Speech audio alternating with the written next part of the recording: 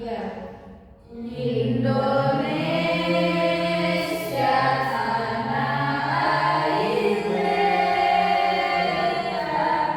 pusaka abadi nan jaya. Indonesia sejak dulu kala selalu dipuja-puja bangsa. Di sana tempat lahir beta, dibuai dibesarkan bunda, tempat berlindung di hari tua sampai akhir menutup mata.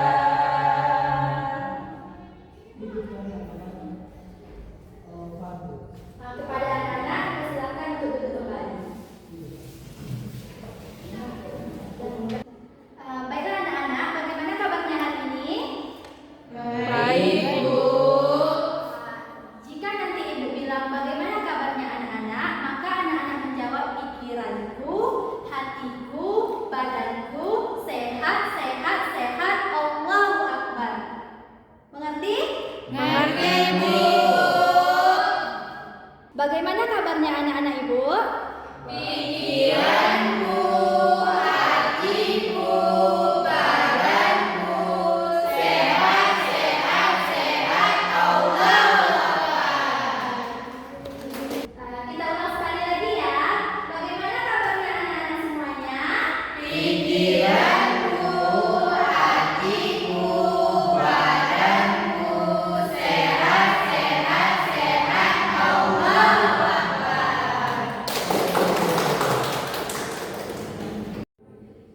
Baiklah anak-anak, sebelum memulai pembelajaran pada hari ini, untuk menambah semangat kita semua, kita akan melaksanakan ice breaking terlebih dahulu. Kepada anak-anak Ibu, dipersilakan untuk berdiri.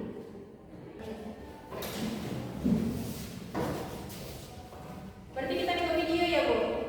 Ya.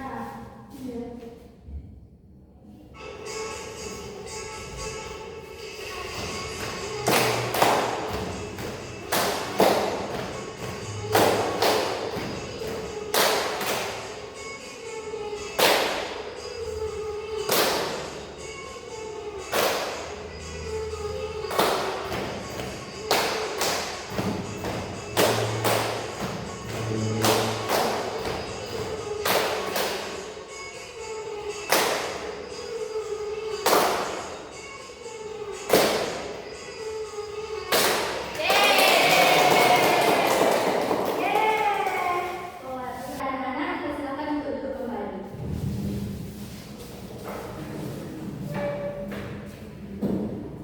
Baiklah anak-anak, sudah semangat belum? Sudah, Bu. Baiklah, kita langsung aja masuk ke materi kita pada hari ini. Ada yang tahu apa materi kita pada hari ini? Kisah Nabi Nuh. Ya, materi kita pada hari ini adalah kisah Nabi Nuh. Nah, jadi untuk menunjang pembelajaran kita pada hari ini, maka Ibu akan menayangkan sebuah video tentang kisah Nabi Nuh.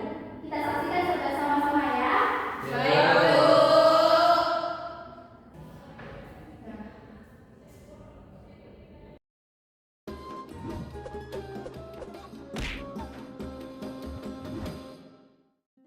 Kisah Nabi Nuh alaihi salam.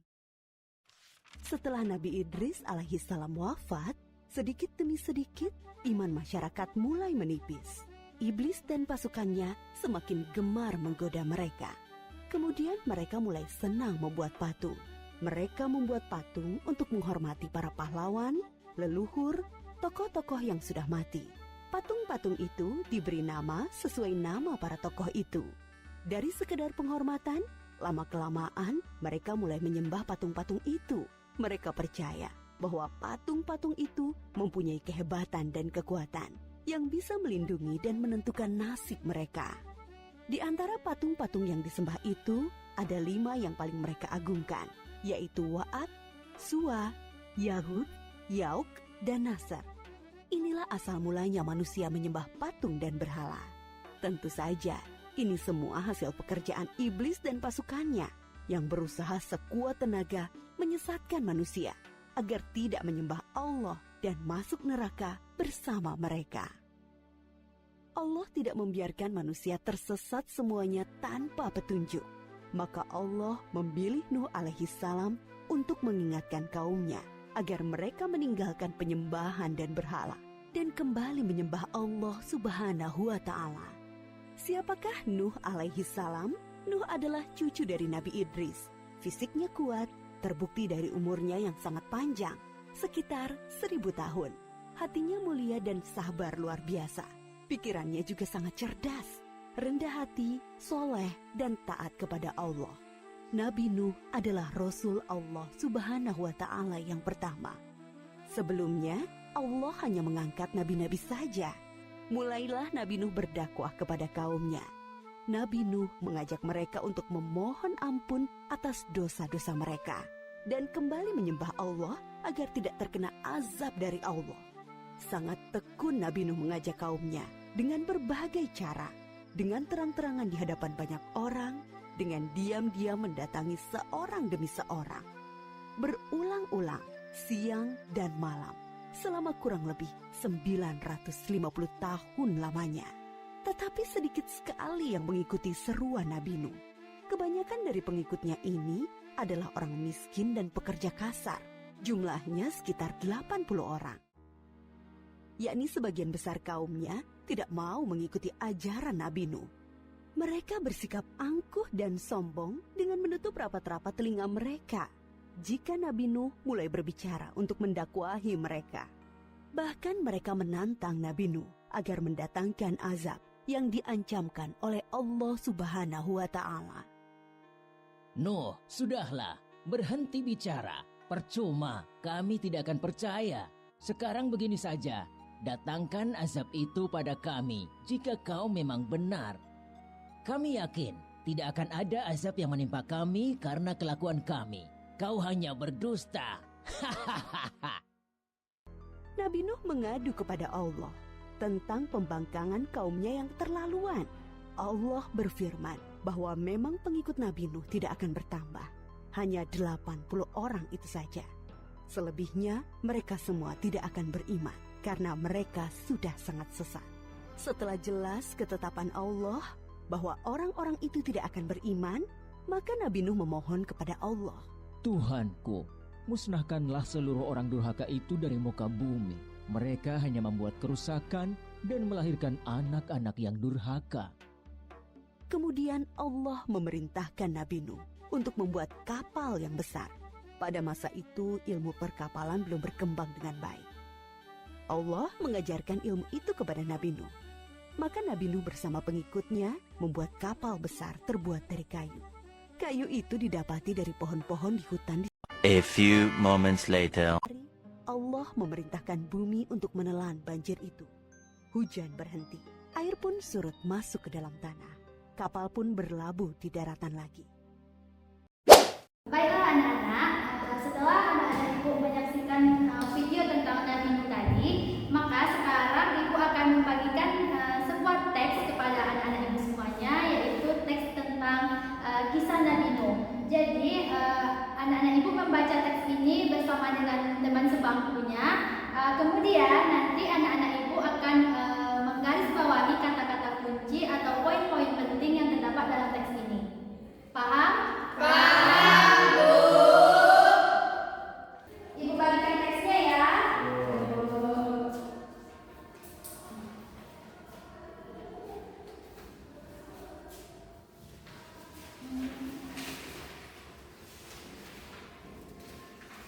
Ibu berarti ini di garis bawahi yang penting-pentingnya aja, Bu? Ya.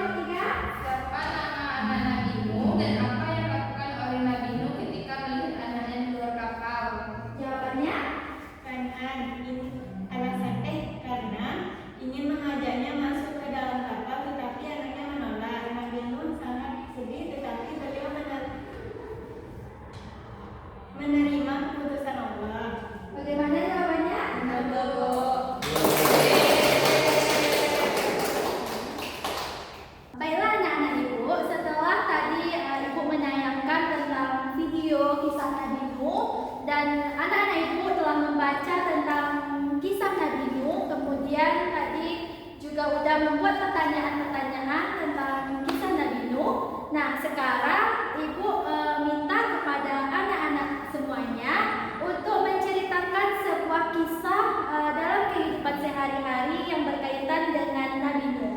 Jadi siapa yang mau bercerita? Saya, Bu. Ya, kepada Cynthia, silakan.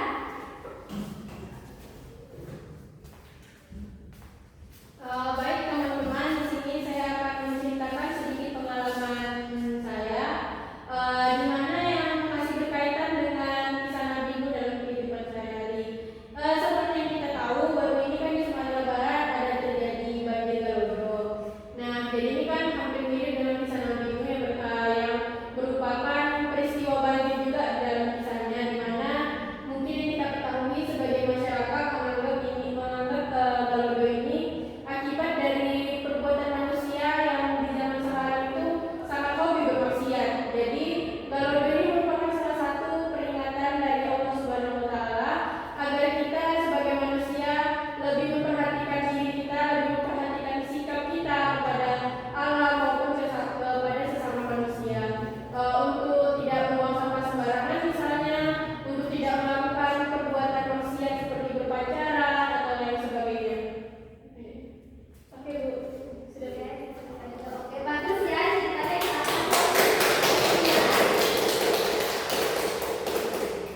Nah, baiklah, setelah anak-anak ibu tadi menceritakan tentang kisah Nabi Nuh sesuai dengan kehidupan sehari-hari, sekarang ibu minta kepada anak-anak ibu untuk menceritakan kembali tentang kisah Nabi Nuh ini secara ringkas menggunakan bahasanya sendiri. Siapa yang mau? Saya mau. Oke, kepada Auzi dipersilakan.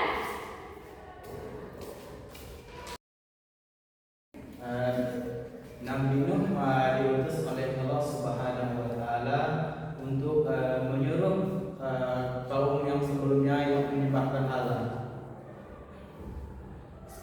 Nabi Nuh diutus oleh Allah Subhanahu Wa Taala untuk mengajak kaumnya yang menyembahkan Allah ikut ke jalan Allah Subhanahu Wa Taala. Namun kaum Nabi Nuh tersebut mengejeknya. Allah Subhanahu Wa Taala memerintahkan Nabi Nuh untuk membuat sebuah kapal besar di tengah padang pasir.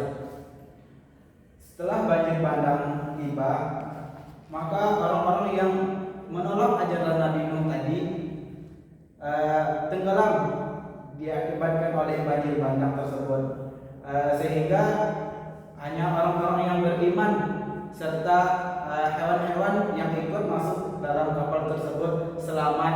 Setelah itu Nabi Nuh kapalnya tiba di bukit, nama bukitnya itu Bukit Judi. Setelah itu mereka hidup dengan tenang dan damai. Baiklah, terima kasih kita ucapkan kepada Auzi. Kita kasih aplaus untuk Auzi. Kepada Auzi dipersilakan untuk duduk kembali. Baiklah anak-anak, setelah kita mempelajari kisah Nabi Nuh tadi, maka sekarang ibu akan mengadakan sebuah permainan untuk menguji sejauh mana kemampuan anak-anak ibu dalam memahami materi tentang kisah Nabi Nuh ini. Nah, sebelumnya ibu minta kepada masing-masing dari anggota kelompok untuk maju ke depan mewakili kelompoknya untuk bermain game ular tangga. Kepada masing-masing kelompok dipersilahkan.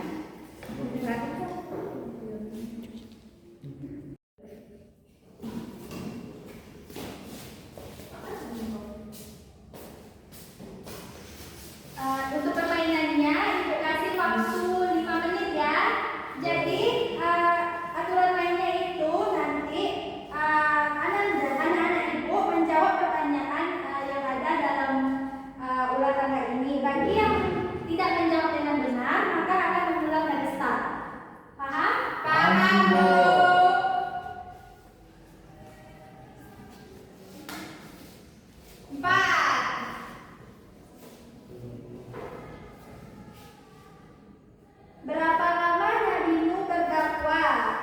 kepada kaumnya.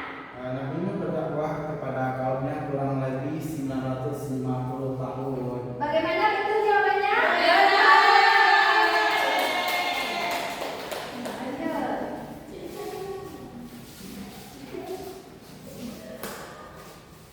Empat. Satu. Siapa nama nabi yang diutus Allah setelah Nabi Idris? Nabi Nuh. Bagaimana jawabannya?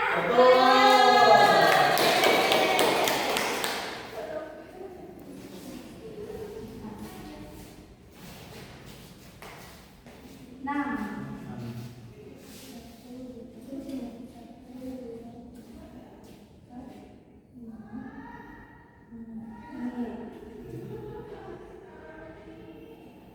Mengapa anak Nabi Nuh tidak mau naik kapal?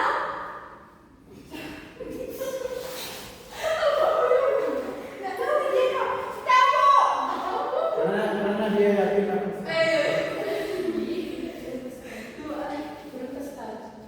Nggak tahu? Nggak tahu dia mau turun Bu. Yeay. Nggak tahu. terus Bu. Oh, kelompok kita menang sih. Tahu sih.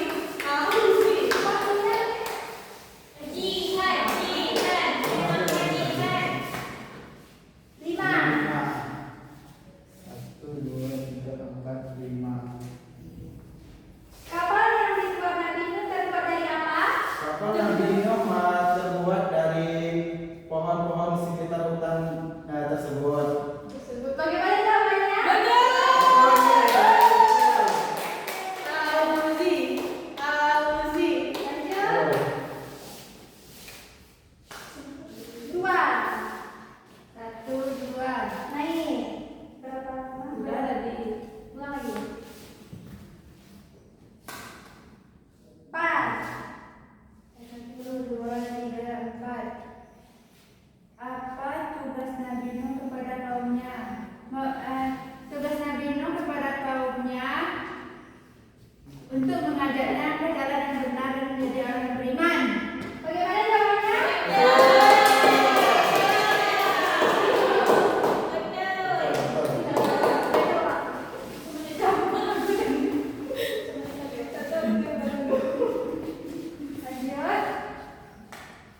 6.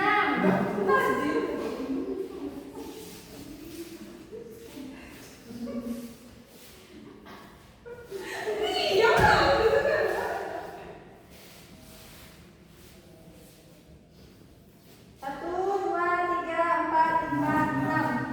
Sama yang tadi kan, Bu? Tiga.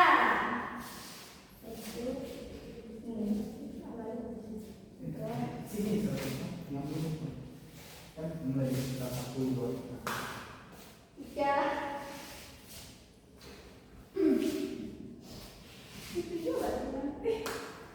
Dua. Apa yang diperintahkan Allah kepada Nabi Nuh setelah kaumnya tidak mau beriman? Nabi Nuh diperintahkan oleh Allah untuk membuat kapal yang terbuat dari kayu. Bagaimana jawabannya?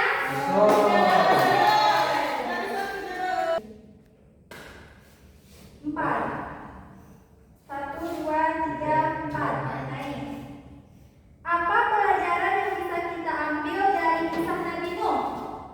Pelajaran yang dapat kita ambil dari Nabi Nuh adalah kita harus bersabar segala ujian yang telah diberikan oleh Allah Subhanahu wa taala. Bagaimana jawabannya?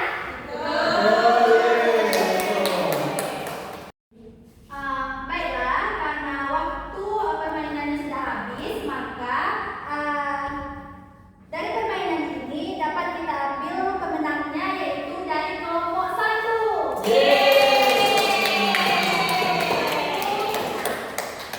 Karena kelompok 1 udah berada dekat lagi dengan finish. Jadi kepada anak-anak ibu sekarang dipersilakan duduk kembali. Ya, Bu.